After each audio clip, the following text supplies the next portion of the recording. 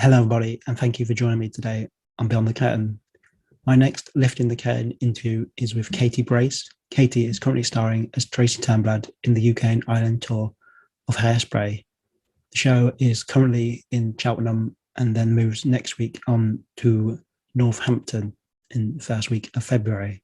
Head to the Hairspray website, which is links is in the description for details of where the tour is going and booking details.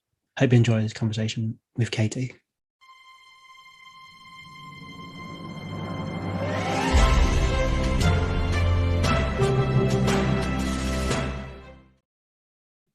So I play Tracy in Hairspray, and Hairspray is a musical that is surrounded by our social issues. So issues of equality, body size, so size, race, and it's a show about a girl who wants to fight for equality for all.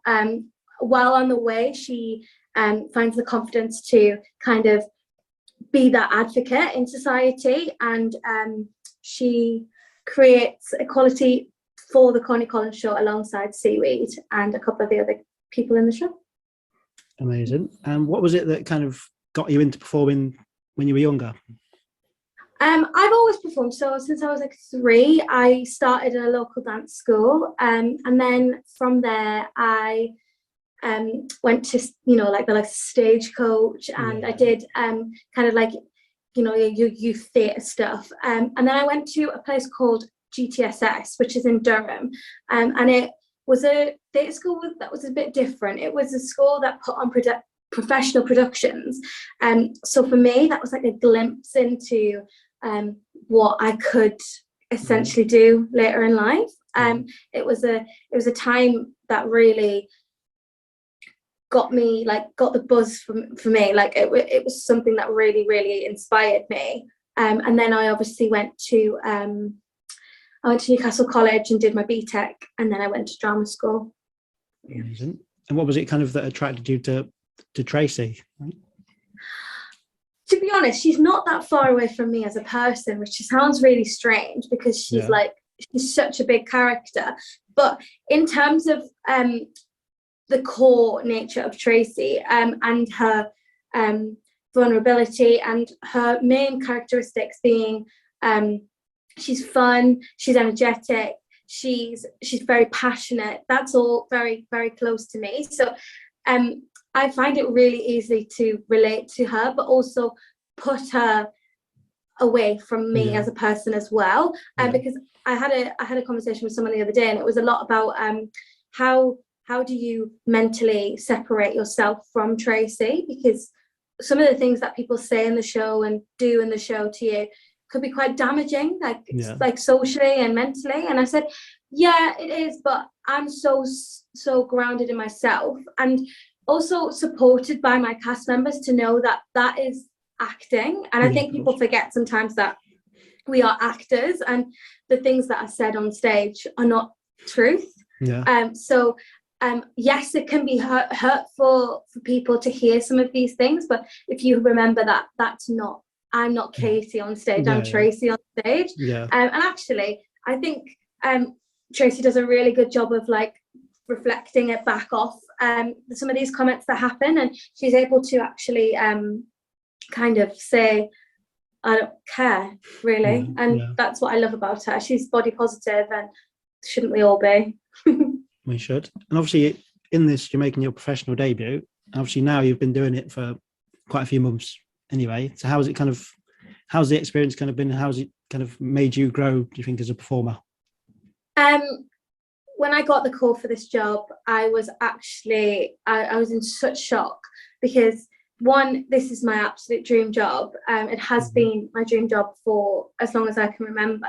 And then to even get a job, like, just it was surreal to me, because I'd been auditioning for a while. I'd been getting to finals, but I hadn't been getting things. And then when I got this, it was kind of like a pinch me moment.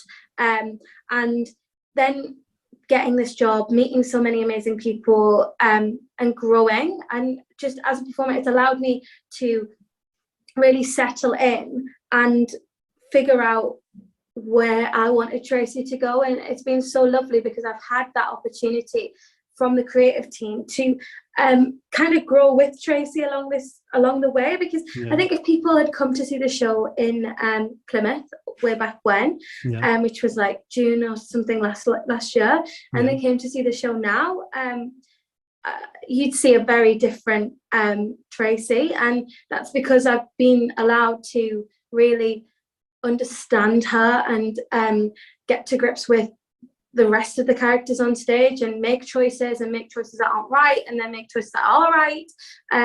But I've grown tremendously as a performer during this, just because there's so many amazing people surrounding me. Musical theatre people like Richard Meek and Rebecca Thornhill, like people that are just like royalty in theatre, that have just really like helped me grow. Especially in Al Bourne, who plays Edna, has really helped me be a truthful performer, because I think it's really easy to get lost in the crazy of the show.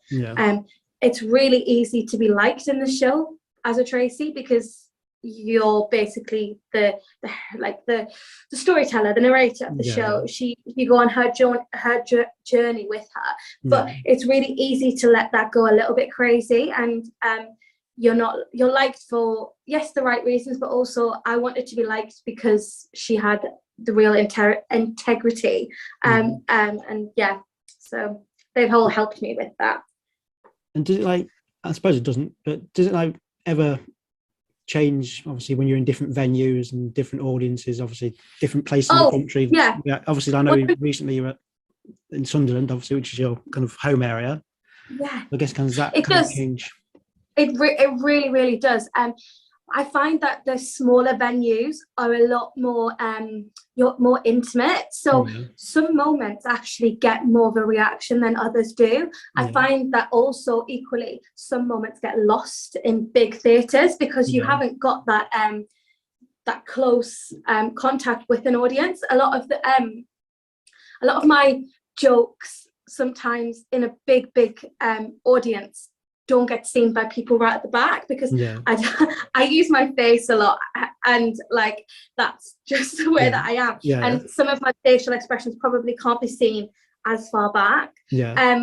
But yes, there's a difference, and also it depends on audience like reactions as well. So being in Sunderland last week the week before was absolutely incredible. Like I had a home crowd, lots of people that knew me, and lots of people like cheering, having a good time, and that really boosts morale on stage and stuff. And I'm not saying that we don't get that every night, because we pretty much do. People are upstanding every night, but there's something different with a northern audience, I will say. I think the likes of like Manchester, Sunderland, Liverpool, all of these northern audiences, they're so much fun.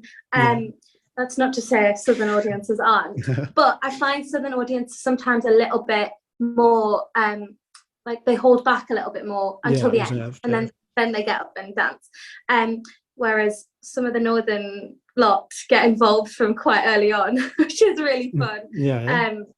And it affects it. It doesn't. It's not a good or a bad thing. Like it just affects the kind of the flow of the piece, energy, I suppose, because it's kind of like you say, it's an energetic piece. And I guess it's like the same kind of like, because I saw it twice when it was at Leicester. Like you kind of notice it the Monday, then to further down the week, you kind of notice that kind of zip. And same like I saw Rock Era a couple of weeks ago. You get that same like Saturday night. It's much more wilder than kind of you say your Mondays would be. I already know the answer to this because you put it on your Instagram the other day, but do you have a favourite moment in the show? Oh, you know what is? I'm going to change it now. I'm going to change it. I've got so many favourite moments. Like I've got, people ask me this all the time, and I'm like, it changes weekly. My favourite moment, as in like an actual given moment, is probably this is really hard. What you saw in my Instagram was probably my favorite like collective song, which is I Can Hear the Bells. or Baltimore Reprise. But Bells is fun for me because it's so like I get to like run around. I'm having such a good time. I'm like pushing people around, and but for me, a moment, I guess, I love in I Know Where I've Been when Brenda Edwards grabs my hands and sings At My Face. Like that for me. I'm like, I'm gone. I'm like that. Oh. But also I really enjoy the whole of Without Love, and the scene with Without Love with Ross, who plays Link. I think it's a real kind of, it's the first bit of like one-on-one you see of Tracy actually. A lot of the time she's with a lot of people, whereas there you get to see her and Link, Tracy and Link, and actually it's quite honest. She gets upset about him talking about Amber. You get to see her get excited again because he offers her the ring again. There's just a lot of stuff going on. And then if I'm gonna choose the third moment is obviously walking through the front door and Amber's face when Tracy enters the stage, and Jess, who plays Amber, has a great face at that point when I walk on stage. So sorry, I've just totally bombarded your question with 3, but sorry. It's all right, we'll let you off. You're allowed. You're the main character, so I guess like you're on stage kind of the most as well. So yeah, I was talking about this the other day, and I think someone said it's something like 5.5 minutes I have off stage throughout the whole show. It's mad, which is crazy, but I wouldn't change it for the world. I absolutely love it. No, of course. If you could though be friends, you can't say Tracy because that's too like cool. If you could be friends with any of the characters in the show, who would you pick to be friends with? I'm not going to go for Penny either because that's a cop out because she is already my friend. That is true. Have a really fun character journey with a girl in the show that nobody will ever probably realize, but you can watch it now if you come on Monday. One of the girls who plays Tammy in the show, she's kind of like the ditzy girl in the show, in The Nicest Kids, and I have a really, really lovely character arc with her throughout the show. She's kind of on that level of she wants to be liked by Amber, but also she really finds Tracy really cool, and she's like, oh, can I be friends with you as well? So probably Tammy. If not, maybe like the band. I think Tracy would be friends with all the band people, maybe. I think but to be honest, Tracy would be friends with anybody. Everyone, yeah, everybody. This is another question I did throw to you on your Instagram. So this is another repeat. So you might say the same thing. I'm gonna twofold it though. I'm gonna ask for you and Tracy's answer here. Right. So obviously Tracy in the show joins the Corny Collins show, but if you could for yourself have joined a show when you were younger, like a children's show or whatever, which show would you have chosen, and which show do you think Tracy would join in the real world? For me, I would when I was is it me now or when I was younger? Probably younger, because it's obviously maybe either or, whichever one you got a better answer. Something like Waterloo Road or something like that. I loved Waterloo Road growing up, and I think that would suit me. But for Tracy, I think she would be like Takeshi's Castle or like something like that. She'd be on something crazy, or like what's that one with the big slide? Total Wipeout. No. Is that one? Total Wipeout. The one, the Ninja one. Ninja Warrior, Ninja Warrior, any of them. I feel like she'd be on something like that. That's so Tracy. She'd get knocked out straight away, but she'd give it a good go. You'd have a good time doing it. That's the best way. Yeah. The last question kind of on this section is the time for you to sell the show to anyone that's watching. Why should audiences come and see Hairspray? Oh, audience should come and see Hairspray because not only is it such a fun show, it's also educational. It allows us to probably check ourselves. Like it really is. And it's so important even in today's society, because a lot of the problems that we talk about during the show are still problems today. And without checking ourselves, I don't know what the world would turn into. Yeah. And I just think it's really important that the message of Hairspray is heard by as many people as possible. And why not do it whilst having a really, really fun time and ending on such a high, and dancing on your feet. So that is why you should come and see Hairspray, along with the fact that the cast are incredible. So yeah. I would agree on all of the above. So yes. Now I'm going to move on to the quick fire questions. Firstly, what was the first piece of theatre that you remember seeing? Cats. Oh, no. Cats, Sunderland Empire. And I can't remember how old I was, but I remember because every time I went to the theatre after that, when they had it, the Cats at the theatre, they had like green eyes coming out of a couple of the boxes at the top of the theatres, like looking out. And every time I went, I remember like looking for them. But I can only have been about 4 or 5. So that was my first. Yeah. Did you have the one where they kind of came into the audience? Because that terrified me as a child. Horrible. Yeah. Horrible. I don't know why I like theatre now, to there, based on that. Don't know how we survived. What would be your favourite piece of theatre you've ever seen, would you say? Oh, my favourite piece of theatre. I've got 2, because I've got one is Broadway and one is here. So that's fine. I'm going to give you 2 answers. My Broadway, I saw a show called Paramore on Broadway. Now, it was Cirque du Soleil meets musical theatre, and it was a story. I mean, the story wasn't great, but it went through the musical theatre ages, and it obviously did it with Cirque du Soleil, and it was like 7 Brides for 7 Brothers, and the iconic moment of, you know, the seesaw and the flips and all that kind of stuff. And it was just the most spectacular thing I've ever watched in my life, like encompassed with musical theatre. And I just thought, oh wow, this is something I'm never going to forget, because it was like a spectacular, like honestly, it was just incredible. And then in the UK, my absolute all-time favourite musical, shoot me down, is Phantom of the Opera. It's just, for me, it's the most beautifully written, beautifully played musical, and will never get old for me. And I just think it's just gorgeous to look at, and it gives me all the feels. So probably Phantom, which is so, like, I don't think a lot of people say that, really, do they? Not really. You always kind of get the people who go, obviously, Les Mis, or then you get like the modern ones that you're kind of creeping in. No, but Phantom has always been, and I always go, I always think about it and be like, oh, don't be boring, Casey, don't be boring, don't say Phantom. But actually, I think it's a beautiful masterpiece of a show.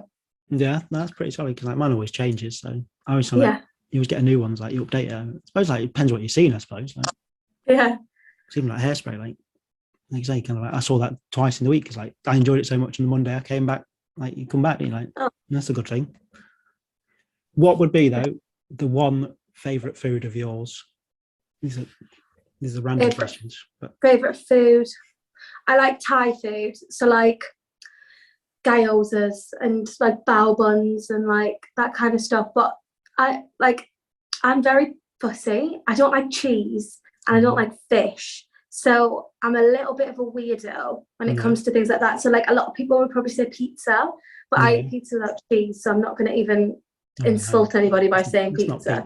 I do genuinely like pizza without cheese. But yeah, like Thai food is probably my favourite. Amazing. And if you could be an animal for the day, what would you be? I think I'd like to be a penguin. Yes. I think they're just really cute, and like I've got visions of me like tapping like happy feet. Yeah. All day.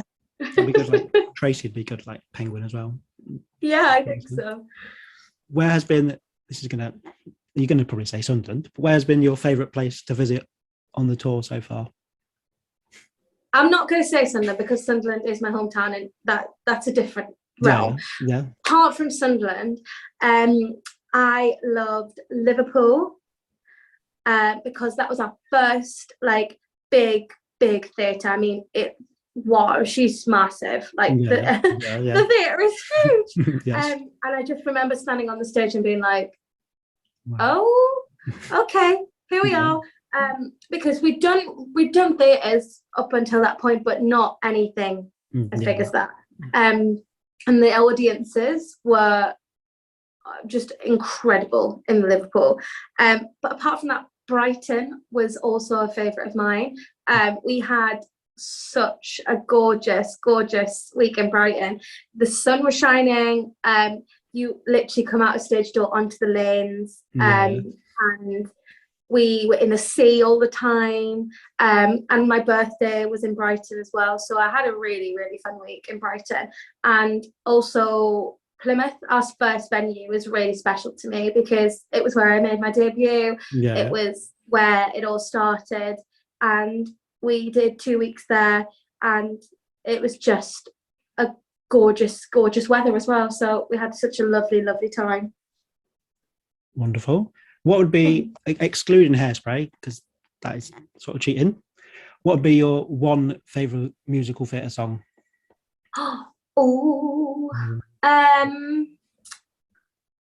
I love I really so hard. I have so many songs I like. What am I going to choose? You can pick. I'll give you 3 if you need 3. Oh my god, 3! That might make it easier for you, but it might not. I love, Whip Crack Away from Calamity Jane. Classic, yes. Love a bit of Calamity Jane. Also, I love Falling Slowly from Once. Yes. Big fan. And I'm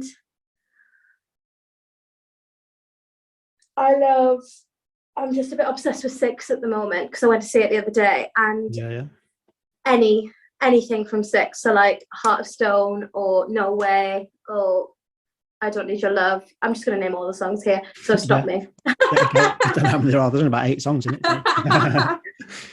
I was thinking that you'd make a very good Jenna in Waitress, because obviously I saw Waitress yesterday. I was thinking, I would. That's another one. I'll choose that too. I love it. Did you see it at Leicester Curve? Yeah, Curve last night. So did you see Amy play Jenna? I did. She was amazing. Oh, I saw Amy in Manchester play Jenna too, and she was absolutely spectacular. And actually, I know Chelsea personally from home, so I can't wait to see Chelsea play Jenna too. What would be, though, one thing on your bucket list? My bucket list is this anything in life? Anything you want? Okay. On my bucket list, I want to travel the world, so I want to do some traveling, but I would love to do it in a show. Just so I can festival as well. So technically what I'd like to do is an international tour. That's kind of what I'd like to do. But I just want to travel some really cool places. That is very wise. What would be your favorite movie? This is again another tough question, but that one film I can answer this. Okay. If you'd asked me as a child, my favorite movie was Bedknobs and Broomsticks. Yes. Always. Yeah. As an adult, it's really cliche, but I love The Notebook, but I can't watch the last 15 minutes, so I have to turn it off for the last 15 minutes. I've watched it once and I'm never going back. It was too much. I'm a real Harry Potter geek, so anything Harry Potter related also. Yes, I've been watching, because obviously everyone's watched the reunion, so I've slowly been watching them all. Did you cry? I cried the whole way through. No, I didn't cry, but I think it's because everyone else had already been crying, and I'd watched it after everyone else. I was like, I know what's kind of coming now. It was when Emma and Tom were talking about their friendship, and I was just like, not this. It was amazing though. Yeah, but I was like trying to rewatch films, because then I started realizing now you watch them when you're a bit older, you start realizing, oh, maybe there's some of them aren't as good as you think they were. But I started like when you get to the middle ones, you start drifting. I sort of found like when Voldemort comes back, it starts drifting off, to be fair, which is a really weird thing to think about. Like, yeah, I love Goblet of Fire, but I am not a fan of anything that comes after that until Deathly Hallows, really. Yeah, same. Like, I don't really like Half-Blood Prince, and I'm not a fan of, what's the other one? Order of the Phoenix. Order of the Phoenix. Yeah. I think they get a little bit like boring. Yeah, they get like they start like, because obviously then they start like falling in love with everyone, don't they? And then it starts like diverting a bit. Yeah, they lose a bit of the magic, I think, in it. Like it loses a bit of that. Yeah. That is the Harry Potter chat. What was though your last song you listened to? Oh, if you can remember it. Yes, I do. Bridges of Madison County. I've got it on my phone. I was listening to it yesterday. Oh, this morning even. It was what's it called? 1 Second in a Million Miles from Bridges of Madison County. I was singing along. Very good. Yeah. But this might have obviously changed now you've been isolating. What was the last series you binged? I've just finished Game of Thrones literally before speaking to you. Literally just finished it. I've watched it already before, so this is the second time I've binged it. But I've done from season 5 during this isolation period. So in 3 days, I've done. That is impressive. 5 to 8. Yeah. I love Game of Thrones though. Another real fan of that as well. Did it feel less disappointing second time? I wasn't disappointed though. I wasn't so bad like first time. I don't like what they did to Jon Snow. I'm sorry. He should have been king. And he didn't need to go back to the wall. Yeah. Or go back and like basically, I don't understand it, if I'm honest. I think I could have done without that last season. I just think it was so. I think from the Dark Knight where they do the war with the Long Night, with all the white. Yeah. From there, I just think there only needed to be one more episode, and actually they dragged it out for another season. They always do. And there was no need for it really. Yeah. So I was very disappointed the second time. You know what coming as well. Oh dear. There'll be a musical of it one day, so you might be in it. Oh, maybe. So I bet. Who would I want to be? I'd want to be would I want to be Arya? Arya. She's going to be like one of the main characters, so you want to go big. I'd like to be Arya Stark. There we go. Or Daenerys. Or I'd be. Oh no, I couldn't be. I don't think I could pull off Daenerys. Maybe Sansa Stark, but she's a bit. She turns into a right madam, doesn't she? Yeah, she's a bit of a. So. Yeah, she's a bit of a one. But back to the questions because we're just chatting now. What is your? This might be against Sunderland because you might go home base. Like if you ask me, I'd probably say one of the local ones to me. But what is your favourite theatre, either to visit or again perform in? Actually, this week's theatre in Cheltenham. Although I only did Monday. Actually, no, I did Monday, Tuesday, Wednesday, Thursday. Actually, I did quite a lot. Actually, it's gorgeous. The all of the painting and stuff. It's got like cherubs on the ceiling, and it's got a big chandelier. It's absolutely gorgeous. And some of the smaller theatres are so decorated gorgeously. Sunderland is amazing. Liverpool is also amazing, but Cheltenham is gorgeous. I think Cheltenham is probably my favourite looking one. Although Aylesbury was really fun too. It was it's really, really modern Aylesbury. Aylesbury Waterside. And it's like a block. It's very boxy, but inside the walls of the block is like lights, and it's meant to be like a forest. Alborn told me this. I don't know if this is a lie, but they basically mimic like a forest. And when the lights go down, it all glows and lights up. It's really, really, really, really nice. But I'm looking forward to Edinburgh because I've heard great things about the Playhouse. So, but if you could have dinner with 3 guests, they can be people who are living or are no longer with us. Who are you picking? Okay. Stephen Sondheim, Yes. Jonathan Larson, and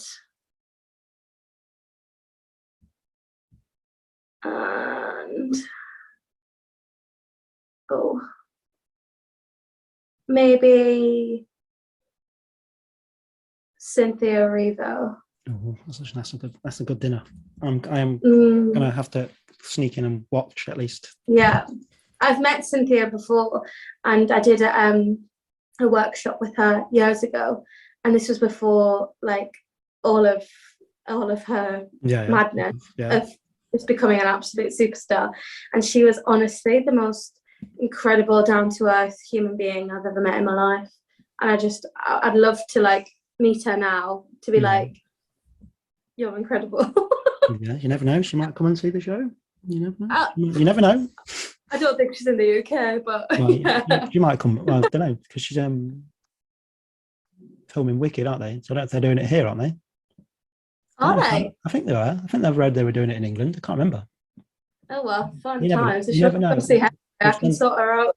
I'll send it like spammer. Everyone that sees this to go and send her a message. Please please get Cynthia Erivo to come see me in Hairspray. There we go. We're all gonna campaign. We'll start it. Hashtags and everything. We'll do it. The final question, though, I have for you: what is the best piece of advice you've ever been given? The best piece of advice I have ever been given is to take as much advice as possible from as many people as possible. Yeah.